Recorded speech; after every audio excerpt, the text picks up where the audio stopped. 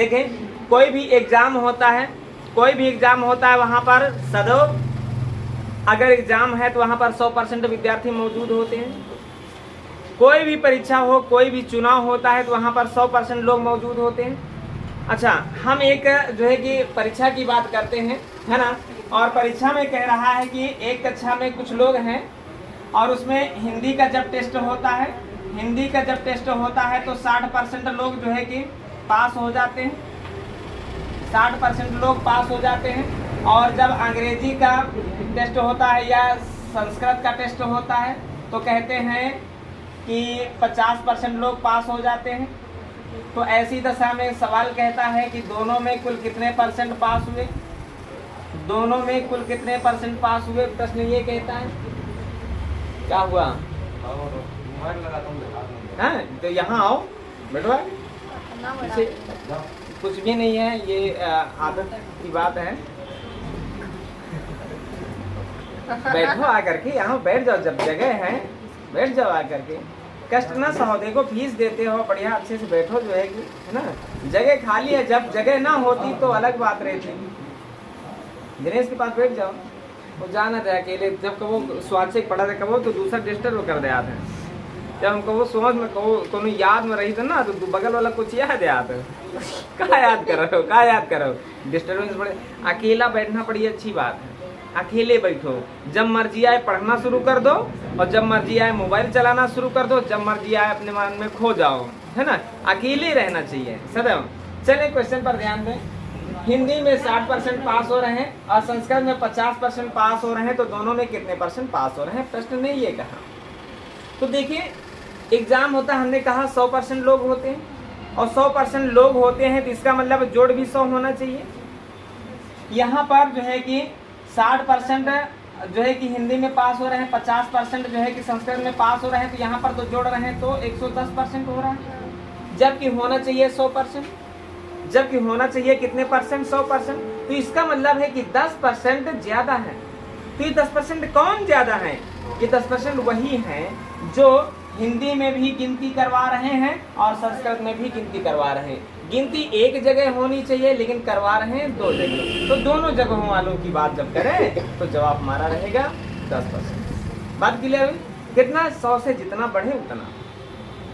दूसरा प्रश्न हम यहीं पर देख लेते हैं और सरल पॉइंट इनको नहीं समझना, इनसे बहुत बड़े प्रश्न बनते हैं।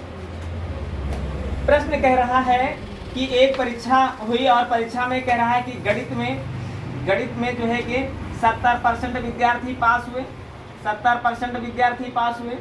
और वहीं पर हिंदी की बात करते हैं तो हिंदी में एक सवाल ने कहा, हिंदी में जो है कि 40% विद्यार्थी पास होते हैं। और उसके बाद कह रहा है कि दोनों में 80 विद्यार्थी पास होते हैं, 80 विद्यार्थी पास होते हैं, 80 विद्यार्थी पास होते हैं। तो कुल कितने विद्यार्थियों ने परीक्षा दिया? कुल कितने विद्यार्थियों ने परीक्षा दिया? देखो हर टाइप जो है कि थोड़ा सा समझना इसको। देखिए गणित में 70% पास होते हैं, हिंदी में 40% पास होते हैं। कह रहा है दोनों में 80 विद्यार्थी पास होते हैं, यहाँ पर परसेंटेज नहीं है। अब सवाल कह रहा है कुल लोग बताओ, माने कितने छात्रों ने एग्जाम दिया। अब बनाते हैं एक तराजू और जान रहे हो कि कुल जो संख्या होती है छात्रों की वह सदैव कितने परसेंट के बराबर होती है? तो 100% के बराबर होती है। राहुल, अमन को आता है, बात ध्यान में रखना। तो यहाँ पर हम क्या करते हैं, इस 80 को रखते हैं, लेकिन 80 क्या है? ये विद्यार्थियों की संख्या है। लेकिन कैसे विद्यार्थियों की संख्या है? दोनों में पास वाले विद्यार्थियों की संख्या है। तो इसका मतलब इसके सामने दोनों में पास होने वालों का परसेंटेज रखना होगा। अब देखें संख्या होती है सदैव 100%, लेकिन गणित में 70% पास, हिंदी में 40% पास, तो कुल मिलाकर के हो रहा है क्या? 110%। तो होना चाहिए 100%, हो रहा है 110%। इसका मतलब 10% ऐसे लोग हैं जो दोनों में पास हो रहे हैं, गणित और हिंदी दोनों में। तो गणित और हिंदी दोनों में पास वालों के सामने गणित और हिंदी दोनों में पास होने वालों का परसेंटेज होगा।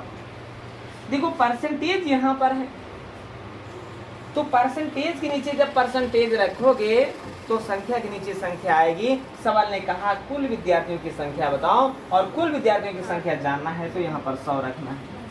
अब देखो, सामने वाली संख्या से चाहो सामने वाली संख्या को काटो, चाहे ऊपर वाली संख्या से नीचे वाली संख्या को काटो, बात बराबर है। तो 0 से 0 को काट देते हैं तो जवाब रहा क्या? 100 800। माने एग्जाम देने वालों छात्रों की जो संख्या है वह कितनी है? 800 के बराबर। फिर एक पॉइंट, फिर अगला सवाल हम देखते हैं, और ऐसे ही सवालों पर 2-3 सवाल देते हैं और उसके बाद अगला टाइप चेंज कर देते हैं। हटाएं इसको, देखिए। और ऐसे ही सवाल ये भी होता है, देखें, सवाल कहता है कि एक पार्टी में कुछ लोग मौजूद हैं, एक पार्टी में कुछ लोग मौजूद हैं और वहां पर चाय पीने वालों की संख्या, चाय पीने वालों की संख्या जो है कि 45% है। चाय पीने वालों की संख्या 45% है, और काफी पीने वालों की संख्या, काफी पीने वालों की जो संख्या है वह जो है कि कहता है 65% है ना? 65 नहीं जो है 75 कर लो, 75% है। और अब सवाल ने कहा कि दोनों पेय लेने वालों की संख्या कह रहा है कि 110 है। तब उस पार्टी में मौजूद कुल लोगों की संख्या क्या होगी? सवाल कहता है एक पार्टी में बहुत सारे लोग मौजूद हैं और उसमें 45% लोग चाय पीते हैं और 75% लोग जो है कि काफी पीते हैं, और 110 लोग ऐसे हैं जो दोनों पेय लेते हैं, कहने का मतलब चाय भी पीते हैं और कॉफी भी पीते हैं। तो वहां पर मौजूद लोगों की संख्या क्या होगी? प्रश्न ये कह रहा है। अब फिर हम क्या करते हैं, एक तराजू बनाते हैं, और एक तराजू बनाए और 110 को लिख दिए। 110 को पढ़ो है क्या? 110 क्या है? दोनों पेय लेने वालों की संख्या है, तो इसके सामने दोनों पेय लेने वालों का परसेंटेज होना चाहिए। अब यहाँ पर देखें, परसेंटेज तो कुल परसेंटेज 100 होता है, लेकिन यहाँ पर जोड़ रहे हैं तो क्या हो रहा है? 120 हो रहा है। इसका मतलब 20% ऐसे लोग हैं जो चाय भी पीते हैं और कॉफी भी पीते हैं, तो दोनों पेय लेने वालों के सामने दोनों पेय लेने वालों की संख्या होगी, परसेंटेज होगा। परसेंटेज इधर है तो परसेंटेज इधर ही होगा। सवाल ने कहा कुल संख्या बताओ, और कुल संख्या क्या? कुल संख्या क्या? 100, और 100% की बात कर रहा है। तो देखो, इसका ये 5 गुना है तो इसका 5 गुना 550 होगा। कैसे? 20 से काट देते हैं, 20 पंचे 100, और त्रियक में 100 गुणा होता है, 5 0 5 से कम 5, 5 से कम 5 के बराबर। क्लियर है? अच्छा, अब यहीं पर एक क्वेश्चन और होता है, यहीं पर एक क्वेश्चन और होता है। कुल लोगों की संख्या ना पूछी जाए, कुल जो लोग हैं 550 आए हैं, ये संख्या ना पूछी जाए। सवाल कहता है कि एक पार्टी में 45% लोग चाय पीते हैं, 75% लोग कॉफी पीते हैं, दोनों पेय लेने वालों की संख्या 110 है, तो केवल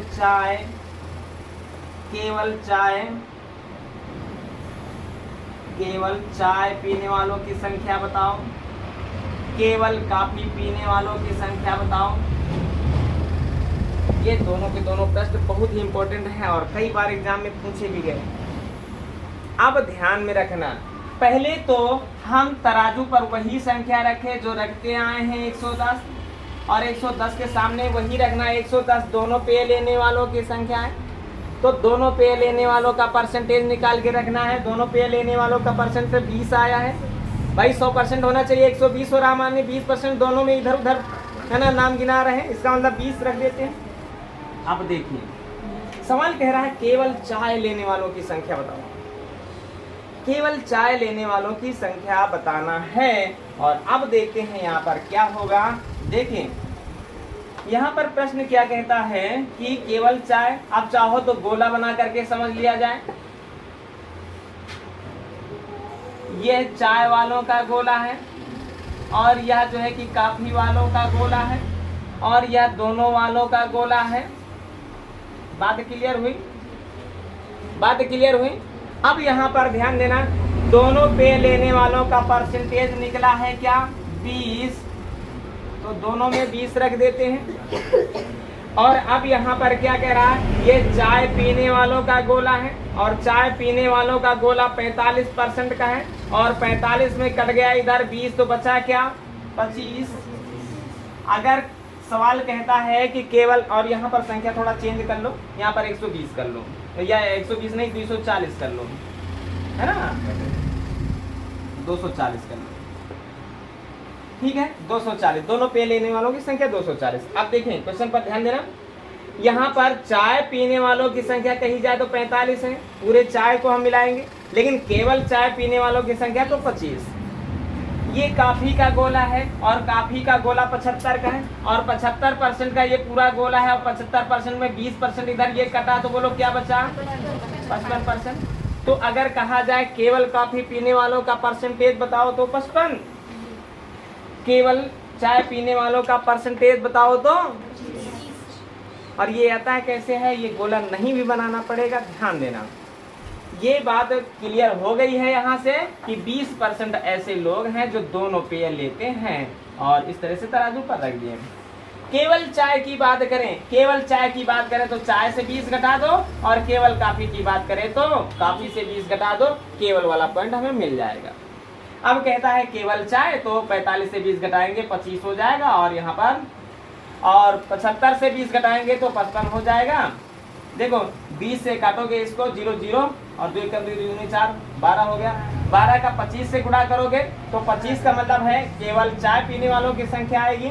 12 का 55 से गुणा करोगे तो केवल उनकी संख्या आएगी जो कॉफी पीते हैं, और 100 से गुणा करोगे, इसका 100 से गुणा करोगे तो पार्टी में मौजूद लोगों की कुल संख्या आ जाएगी। इतने प्रकार के क्वेश्चन होते हैं और इन पर होंगे प्रश्न, फिर आगे बढ़ा जाए। जहाँ पर हाँ ये दोनों पीने वाले की जगह पे 240 नहीं 240 वो बदल दी, पहले 110 था वो बदल दी, कटती ना संख्या इसलिए वो चेंज कर दिए, ठीक है। हाँ अगला प्रश्न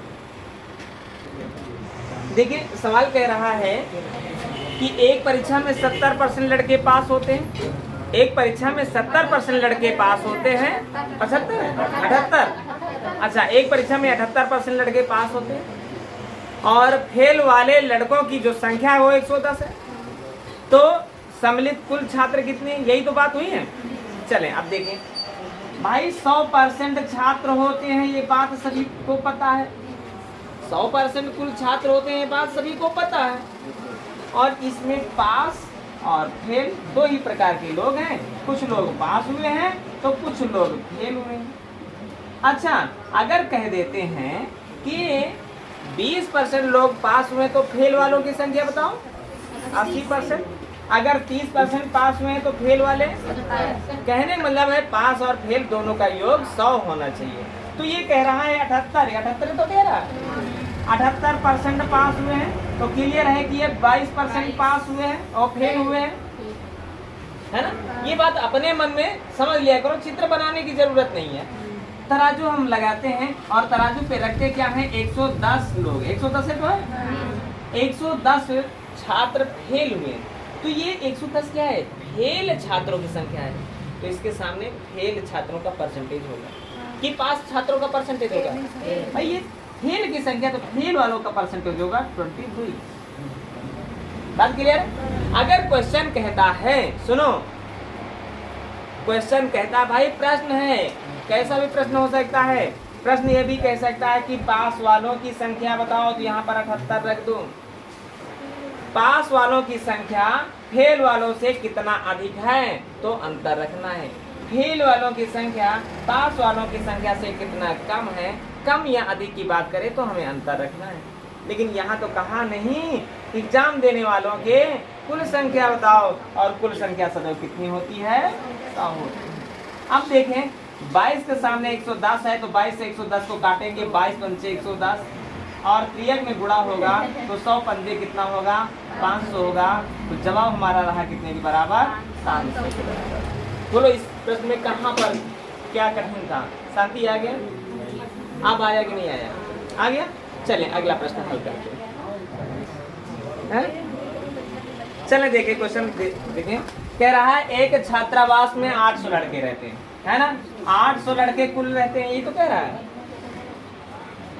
800 लड़के कुल रहते हैं, और उसमें कह रहा है कि 75% लड़के क्या कर रहे हैं, 75% लड़के हॉकी खेल रहे हैं, और उसके बाद क्या कह रहा है 50% लड़के क्या खेल रहे हैं, क्रिकेट खेल रहे हैं ना, फुटबॉल खेल रहे हैं। और अब कह रहा है कि दोनों खेल खेलने वालों की संख्या बताओ। तराजू बन करके तैयार हो गया। आप देखो सवाल पर ध्यान दो। तो ये क्या है, 800 कुल लड़के हैं। ये 800 क्या है, कुल लड़के हैं। अगर कुल लड़के हैं तो इनके सामने किन का परसेंटेज होगा, कुल का परसेंटेज होगा। और कुल कितने परसेंट होता है, 100% होता है। ये बात जान रहे हो। अच्छा 100% होता है, लेकिन हॉकी और फुटबॉल खेल रहे हैं और इनका जोड़ 125 आ रहा है।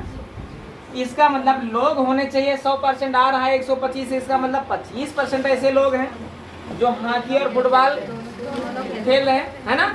25% ऐसे लोग हैं जो हॉकी और फुटबॉल दोनों खेल रहे हैं, और दोनों खेल खेलने वालों की संख्या ही पूछी गई। तो दोनों खेल खेलने वालों की संख्या अगर निकालना है तो दोनों खेल खेलने वालों का परसेंटेज यहाँ पर रखना होगा। और अब क्या करते हैं, 100 से काटेंगे 100 अट्ठे 800, और त्रियाग में गुणा करेंगे तो 25 अट्ठे कितने के बराबर है, 200 के बराबर है। बोलो बात समझ में आई, क्या हुआ। 25 रखियो, 150 पढ़ रही थी। चलें अगला प्रश्न। प्रश्न पर ध्यान दिया जाए। भाई क्या कह रहा है, एक कार्यालय में 70% लोग हैं, 70% लोग ऐसे हैं जो चाय पीते हैं, है ना। और उसके बाद फिर क्या कह रहा है, 40% ऐसे लोग हैं, 40% ऐसे लोग हैं जो कॉफी पीते हैं, है ना। और उसके बाद क्या कह रहा है, 25 लोग ऐसे हैं, 25 लोग परसेंटेज नहीं कह रहा, 25 लोग ऐसे हैं, 25 लोग ऐसे हैं जो दोनों पेय लेते हैं। तो यहाँ पर जब जोड़ते हैं तो 7 4 11 माने 110 हो रहा है। तो दोनों पेय लेने वालों के सामने दोनों पेय हो, भाई होना चाहिए 100% हो रहा है, यहाँ पर 110%, इसका मतलब 10% ऐसे लोग हैं जो दोनों पेय लेते हो, तो दोनों के सामने दोनों वाला परसेंटेज होगा। कुल संख्या की बात कर रहा है, कुल संख्या माने 100, है ना। और 0 से 0 कटा और त्रियाग में गुणा होगा तो क्या होगा, 250 है ना, 150 आ रहा। और बस क्या है निशान है। प्रश्न में ये जरूरी नहीं होता है कि हर बार वही सब हो। प्रश्न कहता क्या है, ये बात ज्यादा जरूरी होती है। सवाल कह रहा है एक पार्टी में 68% लोग जो है कॉफी पीते हैं, है ना। 68% ऐसे लोग हैं जो कॉफी पीते हैं, ठीक है। और उसके बाद कितना परसेंट लोग हैं, कह रहा 62% लोग जो हैं वो चाय पीते हैं, है ना। और दूसरी बात यहीं पर कही गई है, भाई देखो 100% लोग होते हैं, ये बात सबको पता है ना। और 100% लोगों में जो है कि 25% ऐसे लोग हैं जो कोई पेय नहीं लेते हैं। तो बात तो कहाँ पर हो रही है, पीने वालों की बात हो रही है। और पीने वालों की संख्या क्या है, 75% होनी चाहिए। पीने वालों की संख्या कितना परसेंट होनी चाहिए, 75% होनी चाहिए। इन दोनों का जोड़ कितना होना चाहिए, 75% होना चाहिए। अच्छा तराजू पर रख लो पहले 550 को, पहले 550 को पढ़ो, क्या है, कुल नहीं है यह दोनों पेय लेने वालों का की संख्या है। ये दोनों पेय लेने वालों की संख्या है ना। तो दोनों पेय लेने वालों की संख्या के सामने दोनों पेय लेने वालों का परसेंटेज होगा कि नहीं। अब पेय ले रहे हैं 75% लोग, जिनमें से 68% काफी, 62% चाय, कुल मिला करके देखे तो 130% हुआ ना, 130% हुआ ना। होना चाहिए 75%, हो रहा है 130%। इसका मतलब है कुछ लोग ऐसे हैं जो काफी और चाय दोनों में नंबर लगा रहे हैं। वे कितने लोग हैं तो देखो, इन दोनों का अंतर होगा क्या, 55। बात समझ में आई। भाई हमें 100% पर क्वेश्चन नहीं हल करना चाहिए था। क्यों, क्योंकि 25% ऐसे लोग हैं जिनको शुगर वगैरह है, अब वो चाय और कॉफी पीना पसंद नहीं करते हैं। तो हम पीने वालों की बात हो रही ना, पीने वालों पर सवाल है, तो पीने वालों की बात करा है ना। 75% ऐसे लोग हैं जो काफी चाय या काफी या चाय कुछ भी दोनों में से कोई एक या कोई दोनों पीते हैं, जिनमें 68% काफी, 62% चाय, कुल मिला के 130 होना चाहिए। 75 हो रहा है 130, इसका मतलब 55% ऐसे लोग हैं जो दोनों तरफ। और सवाल ने कहा क्या सवाल ने कहा कुल संख्या बताओ, कुल संख्या 100% के बराबर होती है। 55 एकम 55 और 0 का 0 बचा और पेड़ में गुणा होगा 100,000 होगा। बोलो क्या दिक्कत रही भाई, बोलो क्या दिक्कत थी। चलें अगला प्रश्न हल करते हैं।